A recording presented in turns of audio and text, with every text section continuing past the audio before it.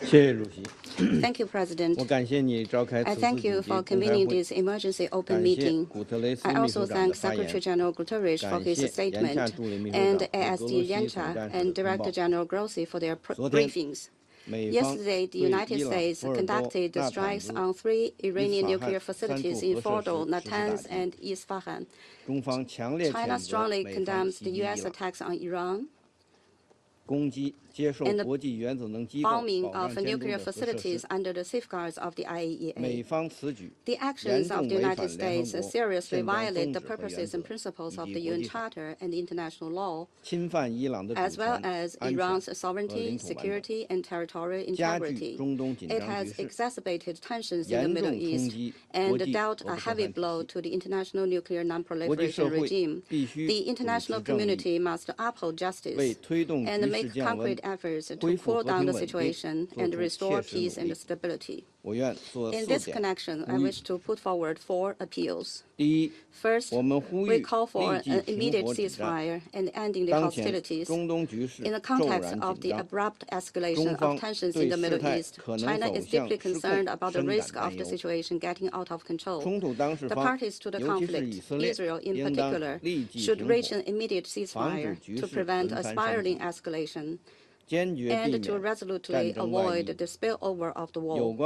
The parties concerned should abide by international law, curb the impulse to use force, and avoid exacerbating conflicts and adding fuel to the fire.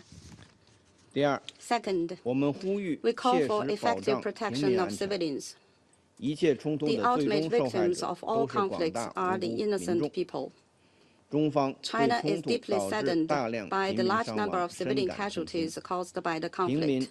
Civilians and civilian facilities must not become targets of military operations. And the bottom line of international humanitarian law must not be breached. Parties to the conflict should place the interests and well-being of the people of the countries in the region above everything else, and make every effort to avoid harm to innocent civilians and refrain from attacking civilian facilities.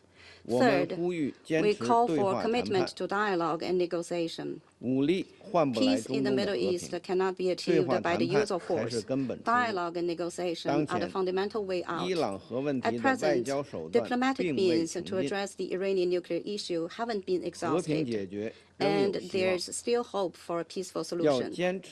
Parties should stay firmly committed to the political settlement of the Iranian nuclear issue and work to bring it back onto the track of a political solution through dialogue and negotiation, with a view to reaching an agreement acceptable to all parties. Fourth, we call for swift actions by the Security Council. The Security Council has the primary responsibility for the maintenance of international peace and security, and cannot stand idly by in the face of a major crisis.